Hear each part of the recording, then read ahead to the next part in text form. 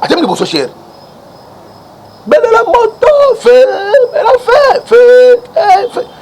on a histoire vrai, moto ou talikolo et quitter la pasteur et tomba pasteur au vie de tout le monde. On a Nicolas Cher. A tomba ma penza nzoto kobanda souki ya mutu ti makolo se. Parce que moi j'ai un père qui m'a adopté, c'est un général en tant que mon aide en ambandaka. Ozomona. Bando ça me l'avait pas naï. Marga mo meyebi.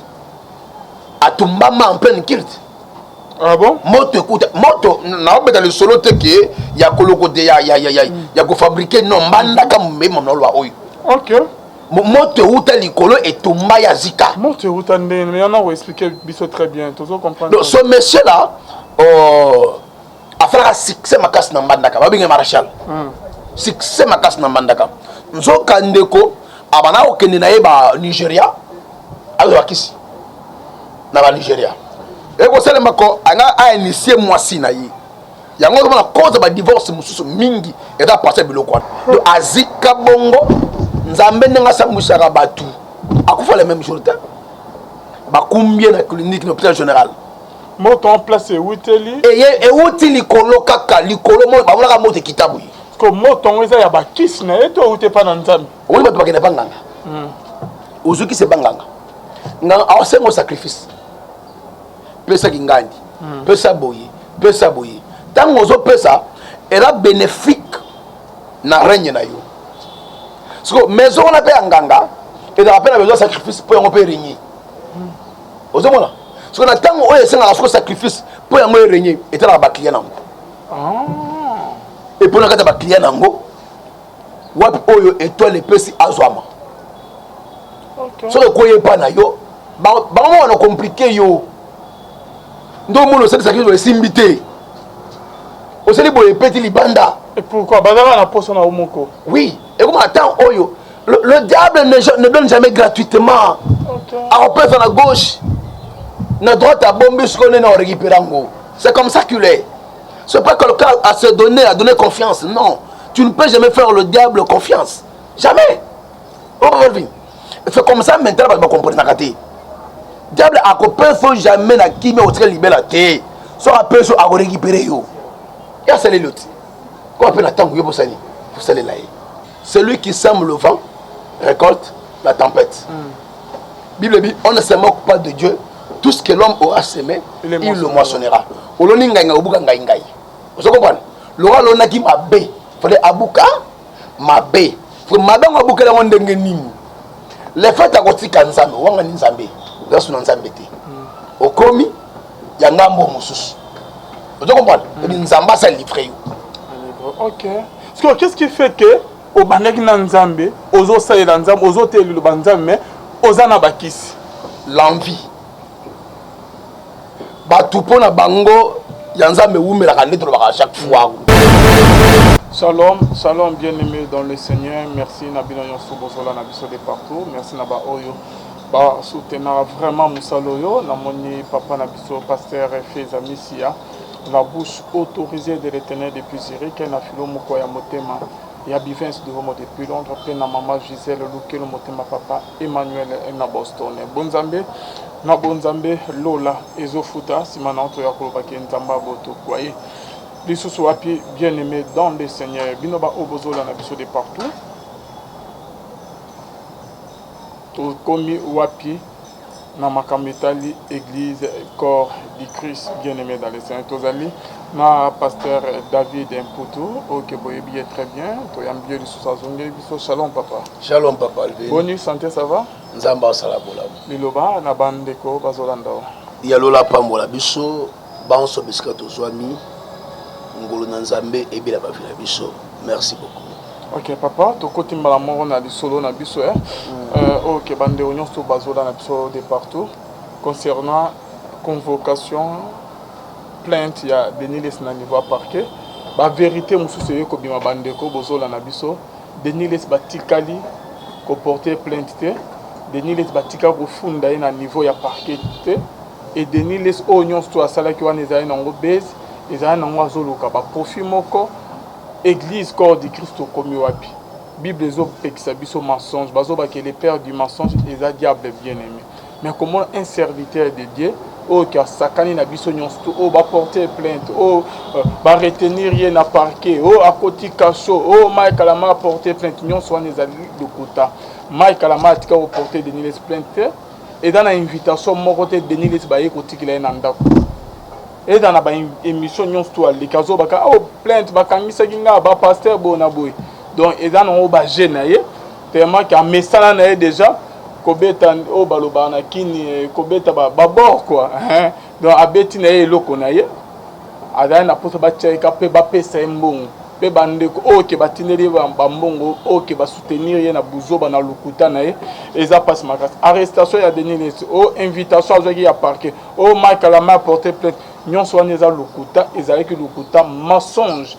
Et pas Denis Lesi Moussa Nanzam bozo benga l'homme de pétage. Tozali na moko ya ba serviteur to me kosolana et concernant eloko oyo bien aimé dans le Seigneur. Est-ce que moi na Nzambe peut un pasteur de Dieu à cause d'un mensonge à cause kokosa l'homme de Dieu? Ah papa Levin. C'est déplorable vraiment. En fait mamba Denis Lesi na lobaka ngo dernièrement ko. Eza makambo pena ko chango kasute pourquoi parce que les fêtes otanga mingi Denis Lesi et comme le roi toza ko tombola ye ko kumisa ye tout ça. Je l'ai toujours dit igname de fois que Denis Lesi c'est un anti-valeur. Tana lobakango, je le dis en connaissance des causes. Je connais la personne de Lesi Denis qui il est. J'ai énième de fois parlé sur sa personne. J'ai énième fois fait la critique sur sa personne. Et je connais réellement qui est Denis Lesi. Et je connais ce que Denis Lesi est capable de faire. Si déjà sont en anti-valeur, attendons-nous à tout. À tout. Maintenant, ce qui fait mal encore, les gens les considèrent toujours comme un serviteur de Dieu. Il y en a toujours.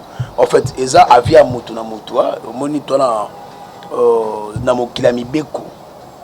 Na latin balobi les droits et ibi jus tous. C'est-à-dire qu'on ne peut pas jamais, on ne peut jamais parler dans un état, dans un pays sans pourtant parler du droit, et on ne peut pas parler du droit sans pourtant parler de la société. Donc, ozomona, c'est-à-dire que le gars toi na mboka ya mibeko, alors na kati ya mibeko et na autobenga liberté. Donc chacun de nous est libre parce que la liberté est le relatif, qui veut dire que elle est limitée là où la liberté de l'autre commence.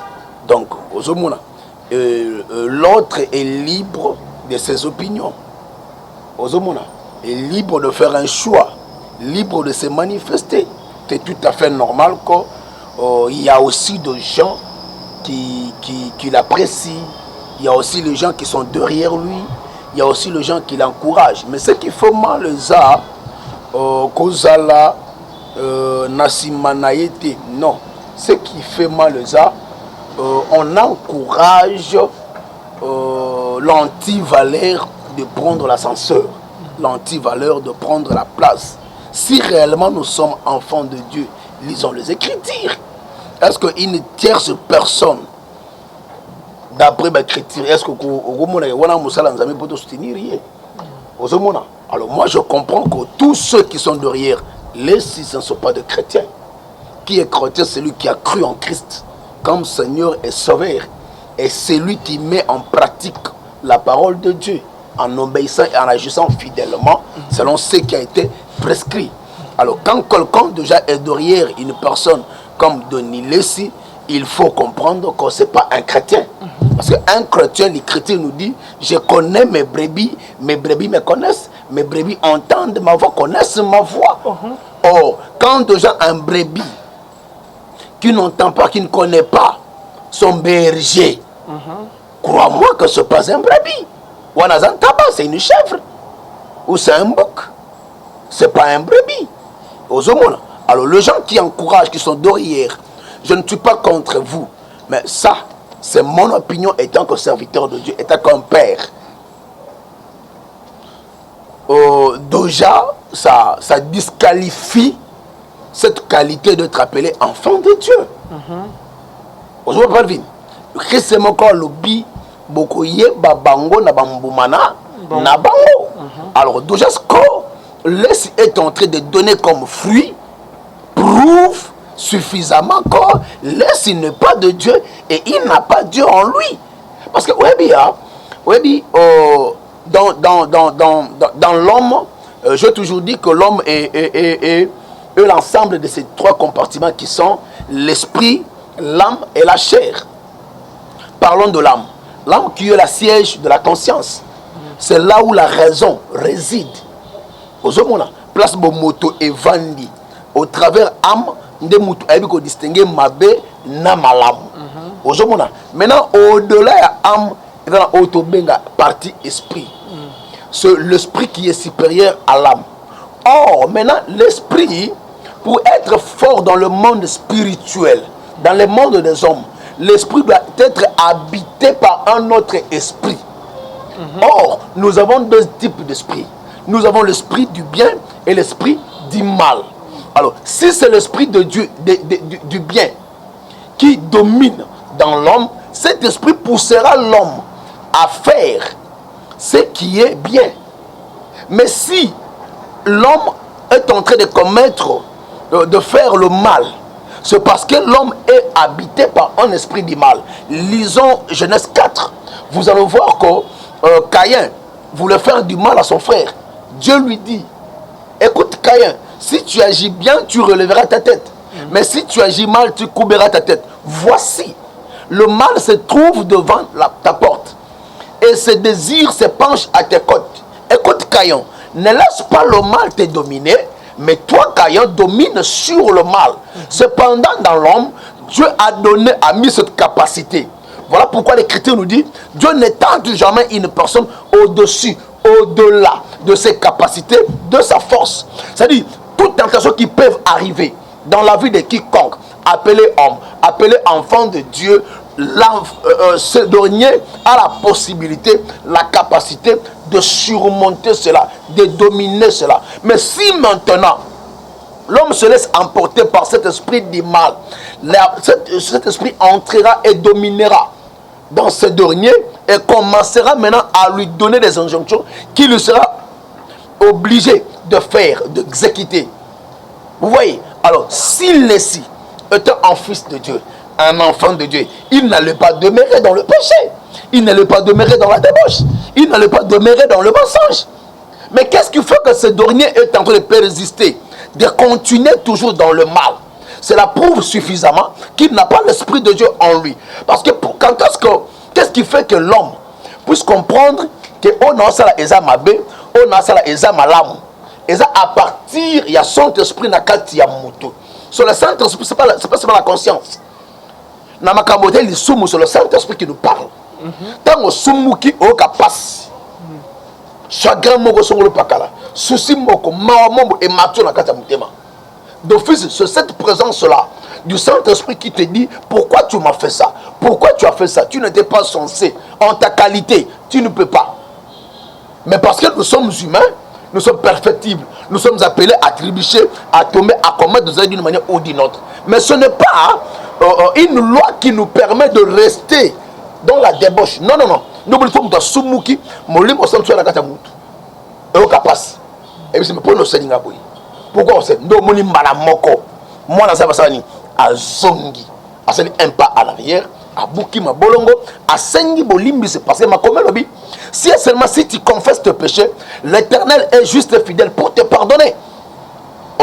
C'est alors maintenant que nous avons pas ensemble. À Sengi Bolimbi, à tout bel ma somonaye. À la pinda ya kotika yango. Ne molimo sante maintenant à vous fortifier les sources pour nous accompagner. Mais quand ce dernier demeure comme ça là, dites-moi, de quoi il est enfant de Dieu? De quoi il est chrétien? De quoi il est pasteur? Bon, quand vous dites qu'il y a demeuré dans ma bé papa, oh bah émission zo sadato, il y a on est ma bé to so kanga na ba ma bé mobo.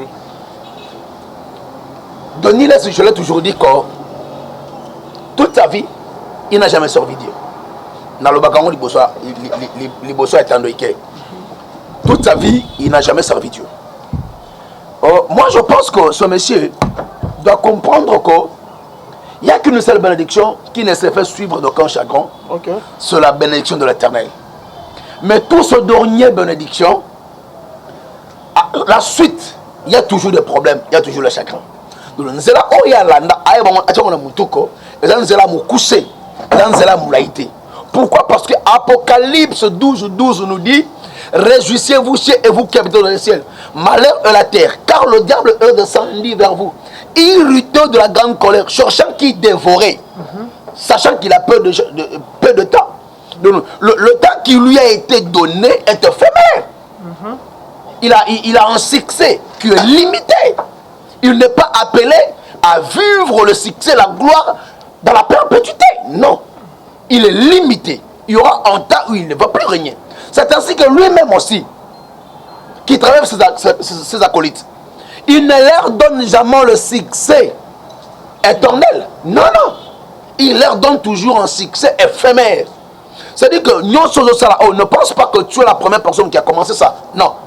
Il y a de ceux-là, tu connais beaucoup. Et ça, dans le bateau, yebi. Et belé, le gars, tu connais beaucoup là.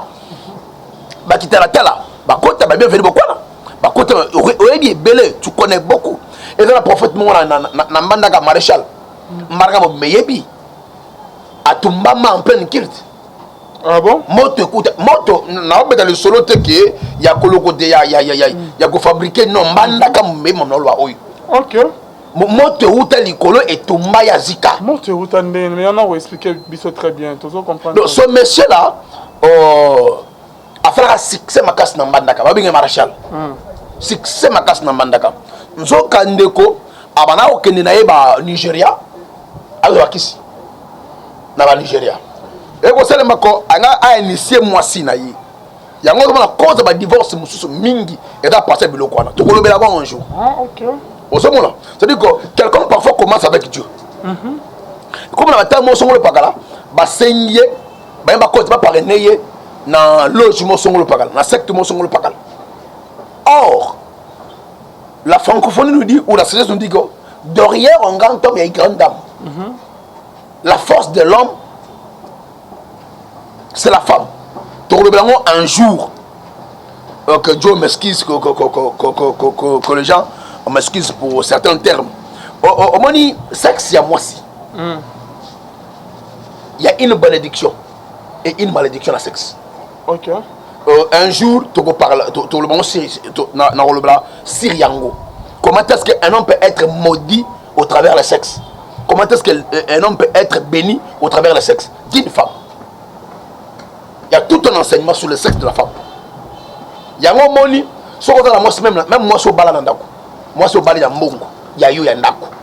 C'est-à-dire, ceux qui, besoin de temps, boye, bon, on a bakanda. Qu'on me couche na été. Oui. Qu'on couche na été. Parce que, à transmettre yo, il pas moralité. À transmettre yo malédiction. Na fongo parenthèse, na une parenthèse, voilà. Opportunité, on parlera sur ça. Il y a tout un enseignement sur ça que les gens parfois ignorent tout ça. Bon, je disais que derrière un grand homme, il y a une grande dame. La femme, c'est la force de l'homme. Quand tu te maries à une mauvaise femme, sache-le très bien, quelle que soit la vigueur que tu as, la force que tu as, tu échoueras. Pour preuve, Samson, il avait la grâce, l'appel, le ministère, la vocation de Dieu. Il avait l'alliance traitée avec Dieu. Mais regardez Samson, au travers d'une simple femme, comme Delilah, qui est du soka Samson. Vous comprenez? C'est-à-dire qu'il va prendre sa Philistin, va bunda manière na armée na bango. Pour bien quoi ça Samson simbaté. Mais tant on va utiliser moi-ci, basu Samson. Vous comprenez? Malgré même si tu as dans la révélation, et dans la plante, voilà c'est la révélation, mais la connaissance, basu Samson. Par là, j'allais dire quoi? Bah, cause mon soeur a divorcé belé, les appartient à Wana. C'est-à-dire, mon côté, dans le logement songolo. Bah, initié. Maintenant, Asa obligé, il y a quoi initier moi si naïe. Pour soit initier moi si naïe, moi, son arbre témoin gênant. D'où a Robé Bifele Makambu. D'où a pensé ça. Alors, qu'est-ce faire maintenant? Où facteur à Liboso a initié. Ceux qui ont initié à mon Simbate, facteur à Mibale, il faut qu'on répidie. Maintenant qu'on répidie, on s'en a nini. On s'en a bouille. C'est-à-dire, on va créer moi si bien compréhension. Pour abîmer moi c'est impoli, insolente, ainsi de suite. Pourtant, c'est comme ça maintenant le monsieur, quand on ne pas moi si et Simbate, la femme était chrétienne, convertie. Alors, ils ont Simbate, guerre et bandit.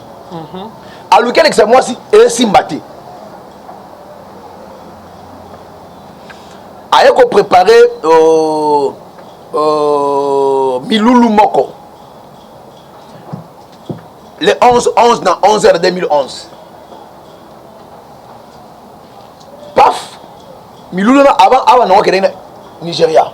Dans ma zone, de après annonce à Miloulou le 11 dans 11h. Et comme net lobby ne Miloulou. Abimisi nzambala na ye atango na portemento abisi mosi ko simba yango te ya bimi tango abimi ndenza sala makamuna ye ekoyi tango manto ekoyi ezui poussière moi c'est abi non ndeka zui poussière boye na sala nini na sokola yango lokotola na moyi te kauki na repasser leye na zungi le polobe abi masalite te. Moi c'est azui nzoka ekila mutu muso ko simba ngote asokoli yango azongi sango ye kota azalaki afantirité tango avenga akominga la porte ya ndako esprit beti atuli mwasi osiminza mana ngai habite papa ekoya ki ekoma salite falo tika mwasi mengo pona nini andolela asimbi mwasi abeta mwasi comme pas possible. On a un pasteur. Un pasteur. Okay. Abeta mwasi mabe. Et bani na mandaka parce que déjà à l'époque on a ba gouverneur a mandaka ba assemblée pas na yi. Donc les autorités ba députés mambo no ba yi mamno ba lokono ba nani ba se me pas. Je connais ce que je dis. Paf. Et Salemiko abeta mwasi comme pas possible. Vous savez abonda c'est la cérémonie ne wana bosu ke sima sosimite ina yebi le jour jilobi dilolo bandi ali pensa mala laïs comme peut kuna prière ba to kiti prière histoire vraie ceux qui sont originaires à mandaka be mon ba oyo et qui connaissent ba yebi ba autour ba beta masolo oyo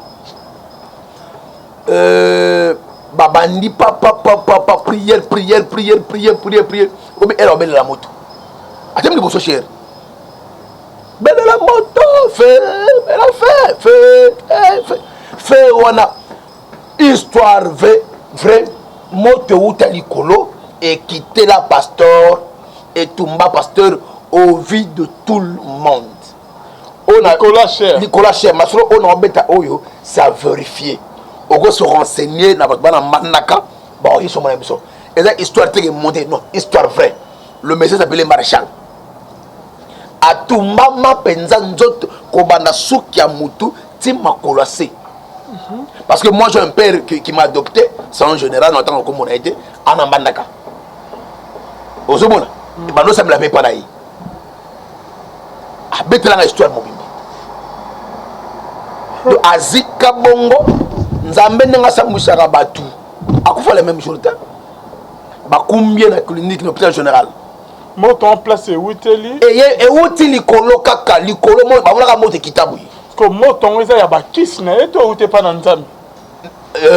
Oyebi likambo te liwa moto. Diable ako simba via moto tout ça ba pese permission.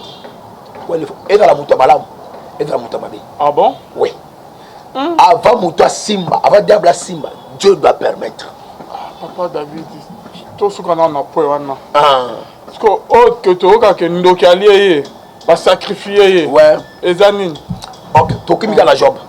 Bible lobi diable qui me pense à mettre. As-tu vu mon serviteur Job? Oui. Intègre ainsi de suite. Ah, t'es oui, so kaza bongo.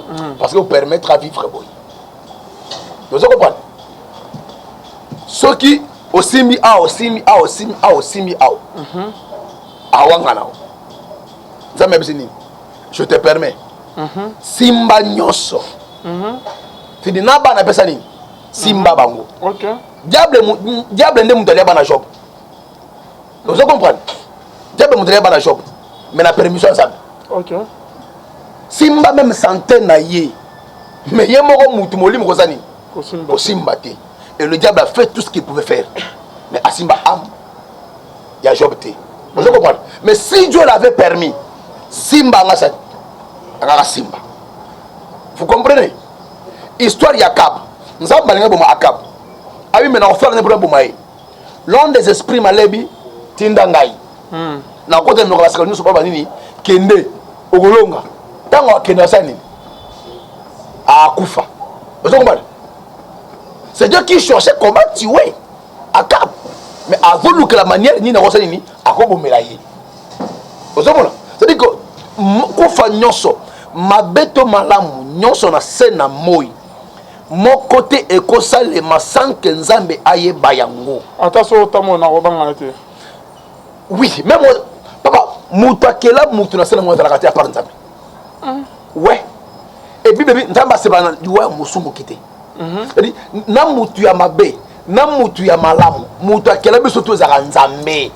Vous voyez un homme comme Caïn autour de awa. Caïn parfois tu te regardes Nzamba linga Caïn po. Caïn linga sala mabe aboma Abel. Mais Nzamba zo reprocher ko sala ngote. Ko sala ngote. Avant de ko sala ngote. Ko tika mabe longa yote. C'est-à-dire Nzamba no linga na liwa ya Caïn te. Aboli na mabe comme la Caïn te. Biso tu na sena moi awa. Nzambe atia banzela mibale ya mabe na ya malamu. Quand est-ce que mutu mabe comme la kaye? Quand est-ce que ndoke konta na vie ya mutu? C'est ainsi ba nzambe kanga malamu. Une personne qui a Dieu dans sa totalité, qui a consommé l'agneau dans sa totalité, le diable ne peut rien. Il dit à Pierre, tu es Pierre, sur toi Pierre, je bâtirai mon église. Et les portes du séjour des morts ne prévendront point sur elle. Nous sommes l'église de Dieu. La porte du séjour des morts n'a rien à foudre sur nous, n'a pas de l'influence sur nous. Parce que nous avons reçu Christ comme Seigneur et Sauveur. Mais quand est-ce qu'on m'a dit comme la Kabiso, nombre 22, Balak appela Balaam et lui dit, viens maudire moi ce peuple. Car je sais que celui que tu bénis est béni, celui que tu maudis est maudit. Balaam se permet, par la vocation qu'il avait reçue, le pouvoir qu'il avait, et le mandat qui lui avait été conféré. Il dit, je vais maudire le peuple. Oh, il ne savait pas que c'était un peuple de Dieu, un peuple qui marchait avec Dieu, un peuple béni par Dieu. Balaam se tenant sur la hauteur et commençait à prononcer les oracles de malédiction sur Israël. Mais qu'est-ce qu'il va faire? Nzambe a changé maloba ya Balaam, il y a malédiction en bénédiction. Avant qu'on prenne Israël. Vous comprenez pourquoi? Parce que Israël a fait que Dieu. Mais tel qu'on ni les seuls massima. Balakabi, mais pourquoi tu m'as fait ça? Mais non, mais je peux faire quoi pour le long à Bango? Ah, voilà. Faisons ceci. Toi, quand tu sais la Bango, les soumou. Toi, tu sais la Bango bassi. Tu sais la Bango boye. Tant que tengama, Nzambe na Bango ko bendana. C'est de là au cause aussi priorité sur le bon. On a trouvé la Bango et Bango. Vous comprenez?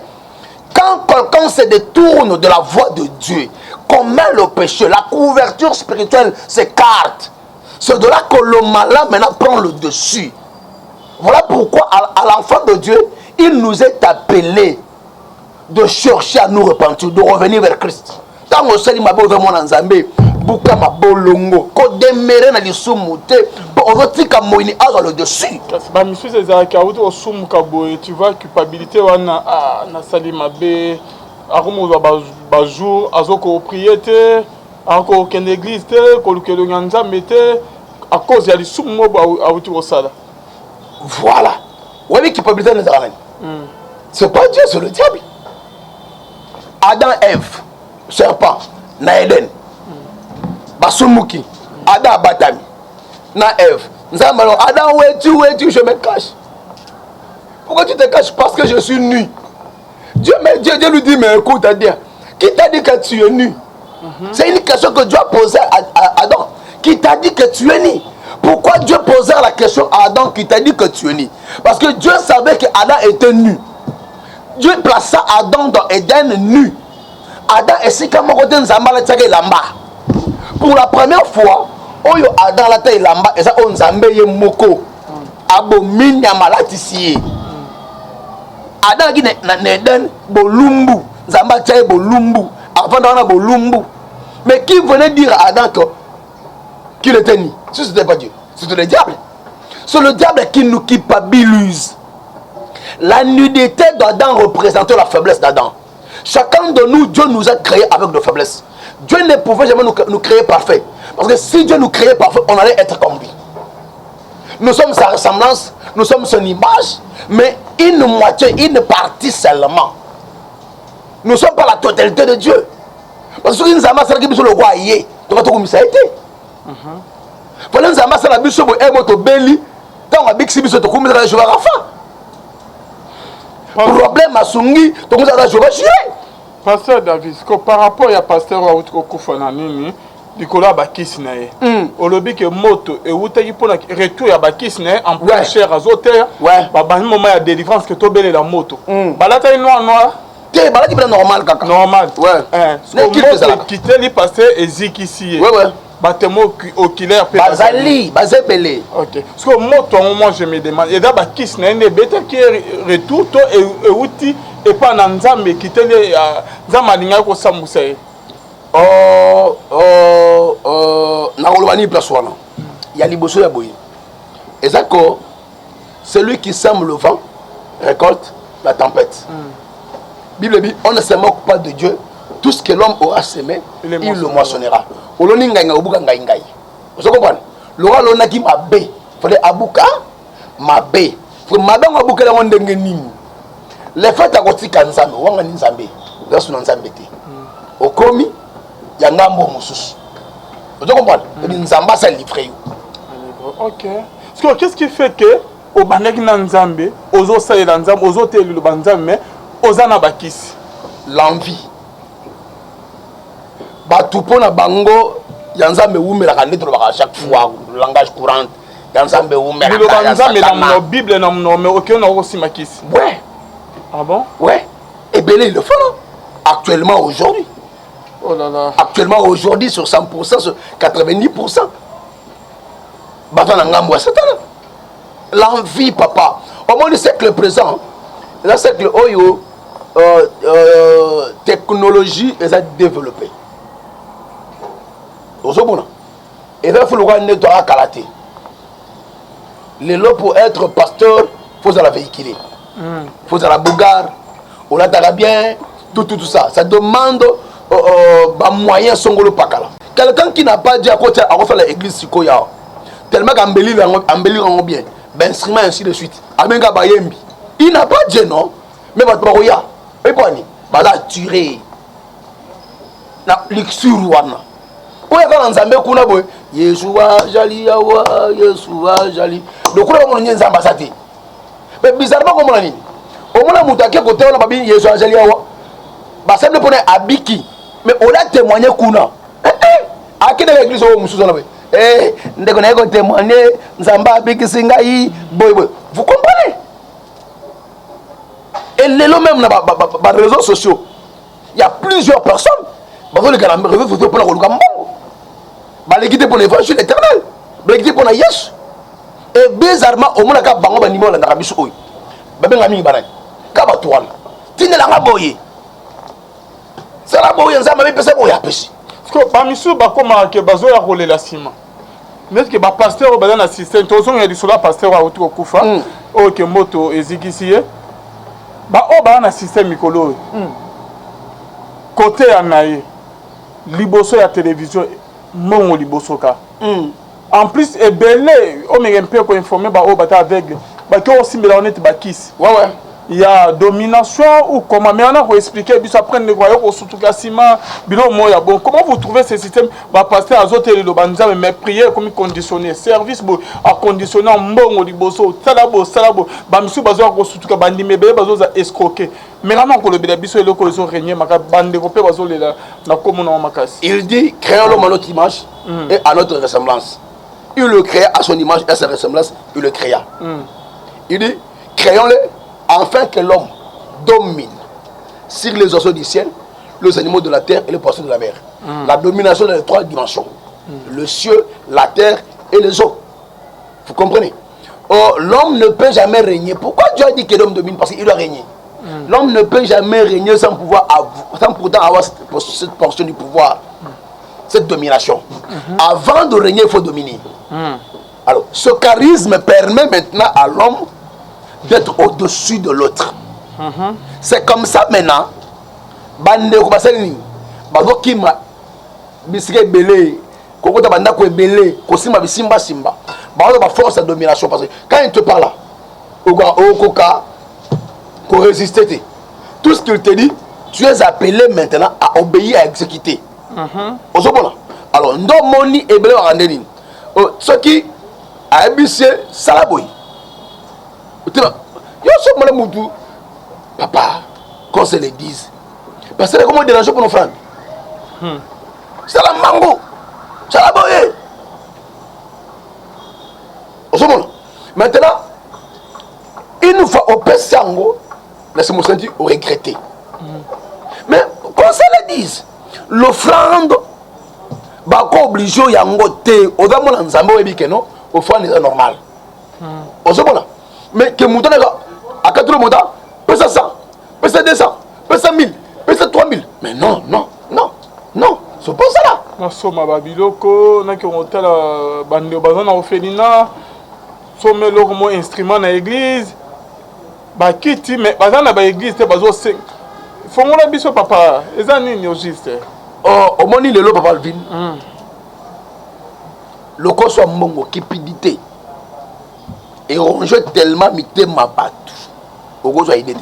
La vie actuelle, c'est pas facile pour vivre. C'est-à-dire, pour on déplacer, il faut un bon. Pour on lata, il faut un bon. Pour on lia, il faut un bon. C'est comme ça maintenant que Moutou, à bon fait que nous allons au Moutou, nous allons Moussala. Vous savez, Ami créé maintenant, nous allons Moussous. Pour Ami Jolambon, il y a le Kouta, il y a Kissi, ainsi de suite. Maintenant, ce qu'il faut, c'est la mingue et pas banane samedi. Faut la mingue et pas banane samedi.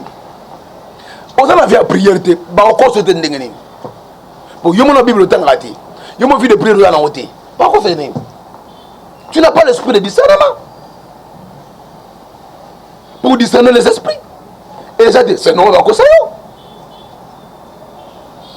Par la responsabilité, et eux ont pas banane samedi. Comment quelqu'un peut sortir de nulle part ailleurs? Il vient et te dit, peut ça va $300. Yo Bobby, n'a pas besoin de $300. Peut ça va 1000. Donc, à obliger au sali ngomé. Finalité ce qu'on a souka.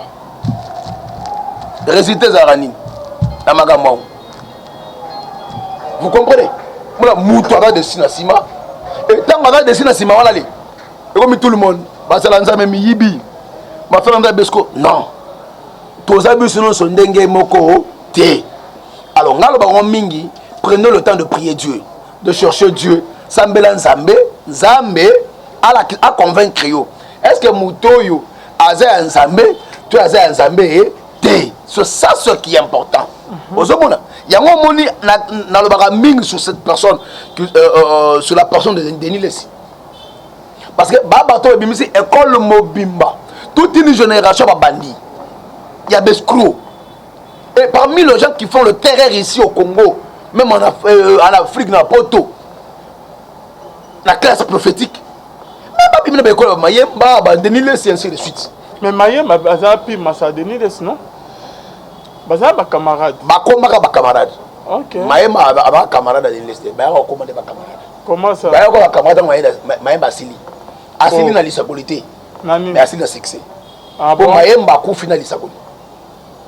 Tiazo Koufala lisaboli. Mais succès na bango on dirait que rivalité za maras entre Yena Denis Les non. Ya zo beta ba séminaire net que na Imika Denis na stade de Martyrs blo moya bongo. Te wala tanga on beta ba Imika wana déjà Denis Les na ba succès te. A constater na ibo na oloba. OK. Tangu ya bandi ba succès na ye wana Denis Les na ba ni succès te. Qu'on se voile pas la face. Bah, Jérémie a banni succès du Bosso. Avant. Parce qu'entre les deux, Nanyango a initié Mouninga. Denis Les Sikoyo, il a initié. Denis Les a joué du lot à Libuta. Il y a beaucoup. Ah, Maye, pas ça, il y a pas la famille. Mais Maye a joué les Bosso. Vous comprenez? Ok. Mais seulement que Bambale, c'est pas ma famille, Bamoni Bamayemba. C'est pas vrai. Peut-être à cause de pour ça partir à Mayemba. OK. Ozomona na sala pe boye. Ako niyango te ke na monde ya lisakoli Mayemba za watata. Yabo niyango te. Ah bon? Ako niyango te. Mais comment est que ba service mona Braza au mona que Denis Les a vu Mayemba ba kena na Braza? Oui, merci. Et dans la ngaibe. Ozomona. To apena bana o ba na sima. Ozomona. Nako par exemple quoi frère oyo nani prophète Boulele là. Ozomona baba n'est pas biso to général Freddy wa bisa yo. Baba n'est pas biso. Mais qu'est-ce qui se passait? Tant on a travaillé, on a vrai, on peut l'église, on peut t'attendre pas Haïti. Il y a des moments où à comment le camarade. Ozomona. Et même l'autre comment le camarade, tout cela le camarade. Deux amis. Mais à ça moi et donc le frère Pichou. On n'est pas sabé. Baba n'est pas biso. Même à travailler à l'église. Mais le lot avait pas naït. Avec papa. Avec la bana. C'est maintenant un ami, c'est un collègue. OK. Au second, yango te est nié. Bon zambaza na yango. Non. C'est comme ça aussi. Mayemba bima. Bima kiliboso. Denis Les a eu la ciment. Au second. Et à part naït. On m'a ninga tout ça. Et quand est-ce que Mayemba va utiliser une dernière Mayemba va comme tel sauté. Succès la sauté, mais il s'est volé salaki. OK. Akufi na yango. Mayemba zo kufa au sakola. Ti ba dernière sens na au sakola. Bato ba na hôtel Mayemba na mama Mayemba webisa yo. Na précision. Osomo akufa na yango. Parce que ayi boko na kasi na yi. Beaucoup de fois qui tant à Koufi na yango ndebe ko récupérer yango. D'accord. OK. Malgré que qui sont les bêtes prophète retour. Parce qu'on dirait que qui n'est précipité il y a non. Et bon maki bango nyonso. Diable appelle saka. Pour na tamo songolo. So tawane ko ka butulaka. Azu yo moko ke. Ya yo moko ke. OK. Ozomona. Bon et ça na c'est expliquer une de fois awa. On va pas banganga. Ozuki se banganga. Nga asengo sacrifice pesa kingandi pesa boye tango zo pesa era bénéfique na règne na yo siko maison on appelle nganga et de rappel besoin sacrifice pour on peut régner ozomona siko na tango oyo senga ko sacrifice pour on régner et na ba client nango et pour na kata ba client nango wapi oyo étoile pesi azwama. So le koye pa na yo bango wana compliqué yo ndo mono c'est ça qui doit simbité o seli boye petit libanda. Et pourquoi bazala na poso na omoko? Oui, et comment attends oyo le diable ne donne jamais gratuitement. OK. On peut faire à gauche na droite à bomber ce qu'on est na récupérer ngo. C'est comme ça qu'il est. C'est pas quelqu'un à se donner, à donner confiance. Non, tu ne peux jamais faire le diable confiance. Jamais. C'est comme ça maintenant on va comprendre na kati. Diable a copain faut jamais na qui mais au très libérer la terre. Soit après so à récupérer yo. Ya c'est les l'autre. Quoi appelle attendre yo pour ça là. C'est comme ça. Ce qu'on a bangonio surtout papa. Prophète grand prophète Oyazalaka, prophète Jérémie Mayemba. À Kota Mabele, retour à Bakissi, Timothée que c'est prophète, retour à Bakissi. Thomas Silas retour à Baki, prophète nyons tout ba régna wana ba Kota Mabele. Parce que Denis les Sada toujours vivant yozo Baki à Simbape mais pour mais aye pe na simana ba wuti. Na otolo ba awati. Oui, Sokotali, Ndengi Mayemba Koufeli. Mayemba Koufi, déjà mode de vie à Mayemba, Nabasuka, avant Koufa, na mode de vie, il y a Denis aussi. Ou avant aussi, il y a un démoko. Parce que Mayemba déjà, il y a des a cause bouteille à Tirbo. A Sombiango, na terrasse Mosongolo Pagala. A terme na Maboko, tu as du transport. À côté de transport. Tu as quitté plus au Kita. Na yangwa, que tu as la carte na ngambo. Ok. Donc, c'est-à-dire déjà, écoute Mayemba, à l'aide de sey. Na quitté. Aux hommes, elle est différente. Un prophète régnant. Elle est différente. Na vie où déjà, de naissance. T'as la cabale à monter. Avant de commencer à Nignoana, dans mon vidéo, alors que non, c'est normal parce que c'est là que l'émission mona era. Alors que mutakala na ala kisinga ya on a moni mutakala ya prophète Denis na téléphone ya era Ramsès. Et Denis les saisons ya cette émission, abi est normal na kangi break na nga photo na tindeli moi sina mabe eza wapi. Vidéo eza abi mabe eza wapi. Na mona mi kangi break na tindeli moi sina nga sala bien mabe eza wapi. Donc, on doit reconnaître, pas confirmer que Moutakalo n'a mon équipe pas era. Et ça y est. Donc, il y a déjà un retour, ce sont les signes. Ce sont les... Papa. N'a pas Timothée que c'est. Moula, et qu'on jamais qu'on bêta ça y annoncé. Qu'on bêta manango. Donc, n'est-ce que diable a salagi que avant que Timothée que c'est. Jérémie Mayemba. Thomas Silas. N'est-ce que Jérémie Mayemba, comment se comporter que diable a bêta ça. Voilà.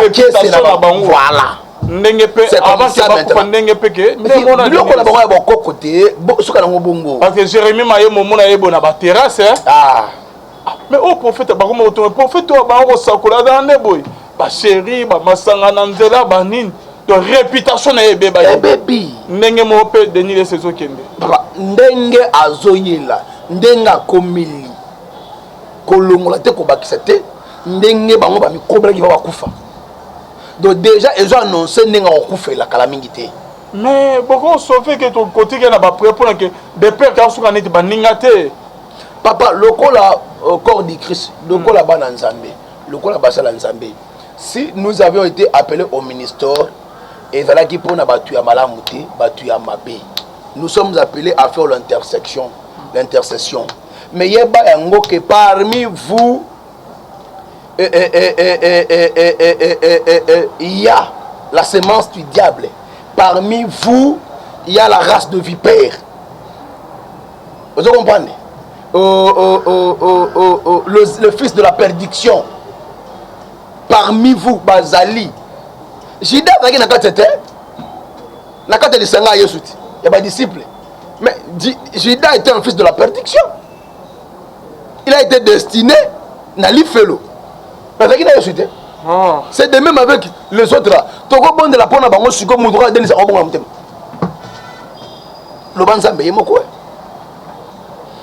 c'est un bon prédicateur. En tout cas, c'est un bon prédicateur. Il connaît la Bible. Laissez au monde.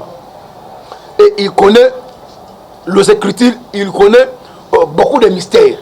Sous le mystère des anges, il a la connaissance. Il connaît beaucoup de choses. Un très bon prédicateur. Adam Mouto so terminaye, il faut aller au Tonda. Il connaît la Bible. Tel que tu le vois. En tout cas, voilà, je connais ce monsieur-là. Ce qu'on y a, que quelqu'un de gens a la Bible à Tengami. La Bible.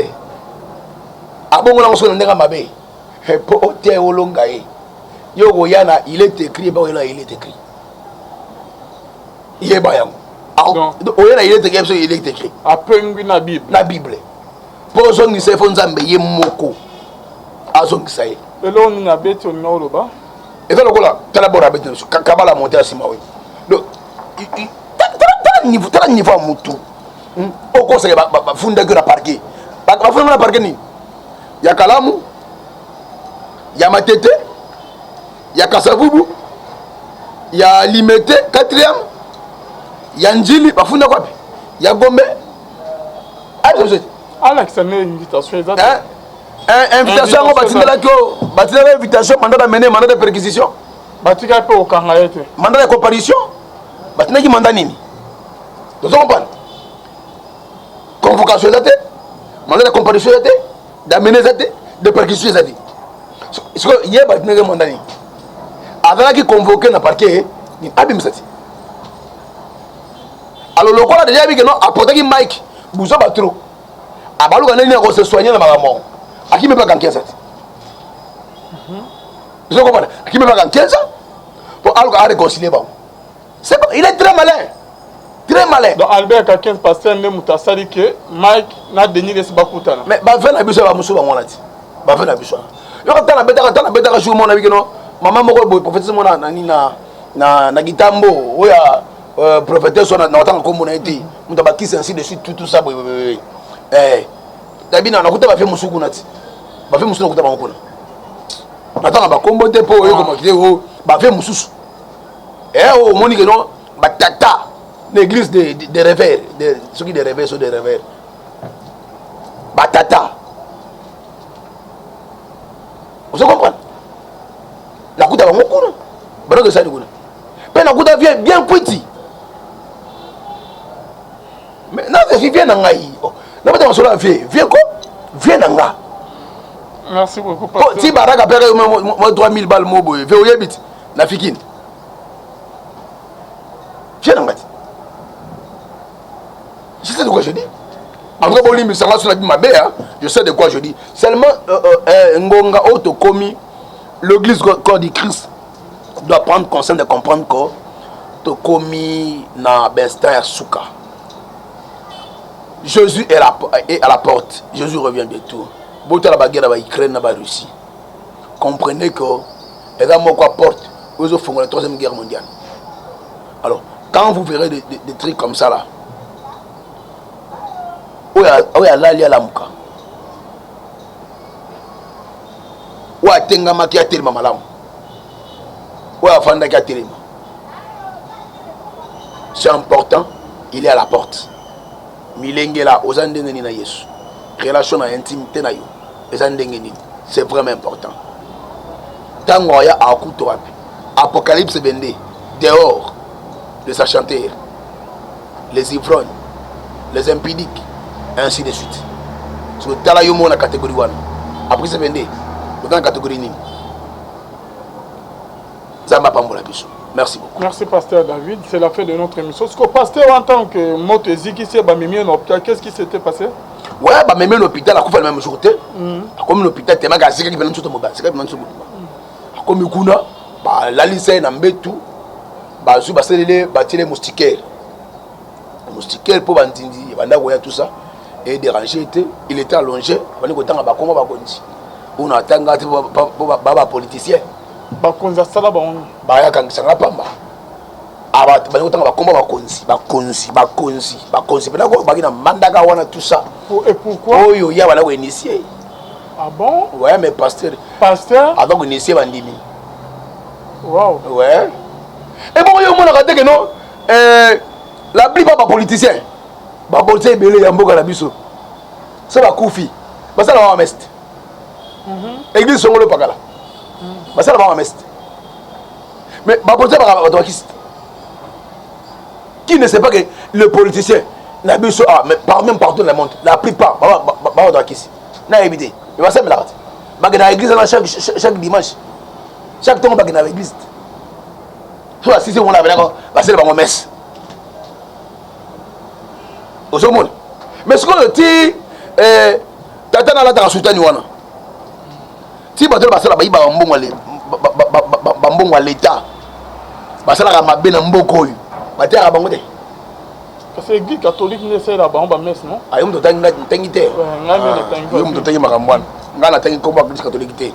donc, vous comprenez? C'est-à-dire que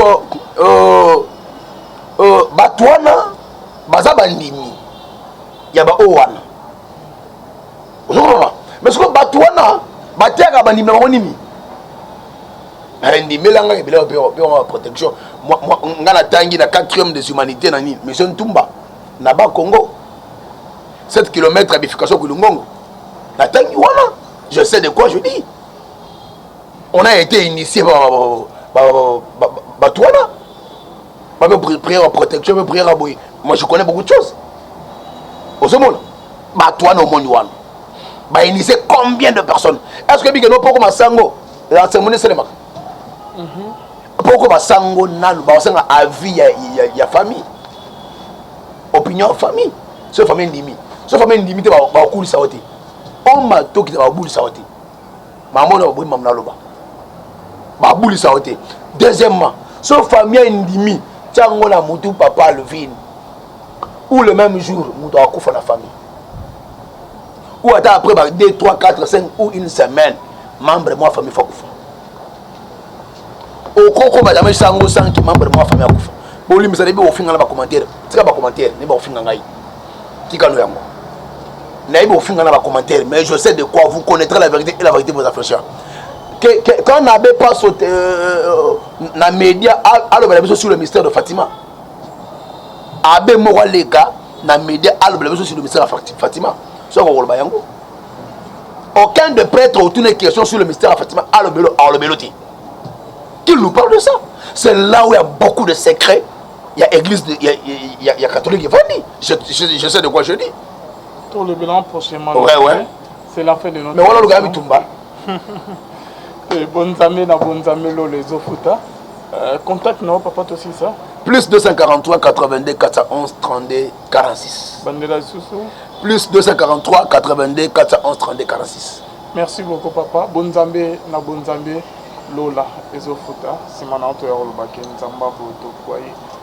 Et ce soir, concentrons à la prochaine blague.